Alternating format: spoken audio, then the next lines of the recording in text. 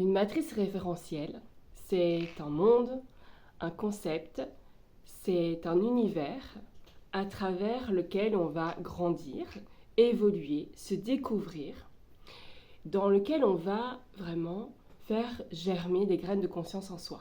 Ces concepts, ces matrices, ce sont des référentiels. D'ailleurs, les référentiels, je les appelle des matrices. C'est pour ça que je les ai nommées matrices référentielles. Et quand on s'éveille spirituellement, quand on éveille sa conscience, quand on s'éveille à un autre univers, eh bien on va rentrer dans des mondes, des univers totalement nouveaux. Ça peut être par le tarot, par l'astrologie, par le féminin sacré, par le yoga, par les soins énergétiques, par les flammes jumelles, peu importe.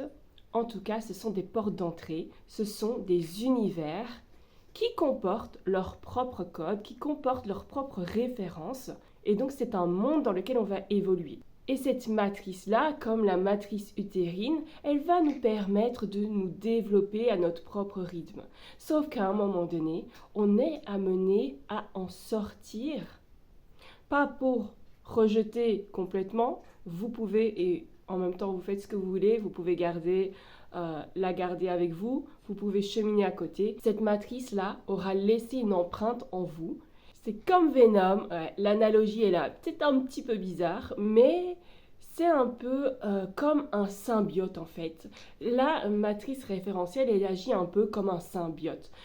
En tout cas, c'est comme ça que moi je le perçois et pour l'utiliser de la meilleure façon afin de rester intègre à soi, fidèle à son propre cheminement, à sa propre vérité, afin de continuer à suivre uniquement son propre chemin, tout en réinvestissant notre souveraineté, eh bien, ces matrices référentielles-là devraient agir comme un symbiote, comme Venom, afin de se fondre en nous, afin d'élargir encore plus notre compréhension du monde et de découvrir nos potentiels, de découvrir avec un nouveau regard, avec un cœur un peu plus ouvert, le monde à travers lequel on évolue, on chemine.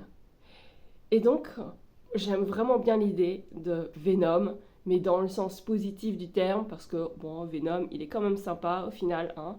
Et donc, c'est comme avec tout ce que l'on va explorer comme concept spirituel, ésotérique, eh bien, on va s'imprégner de ces concepts-là, mais à un moment donné, il va falloir s'émanciper. Il va falloir sortir de ces matrices-là pour pouvoir réexplorer la vie à travers un nouveau regard, afin de pouvoir reconstituer son monde intérieur, la petite bubule là, et de checker ce qu'on garde et ce qu'on délaisse, afin de vérifier ce qui correspond uniquement à notre propre vérité. Est-ce que vous voulez en savoir plus sur les matrices référentielles ? Dites-moi en commentaire.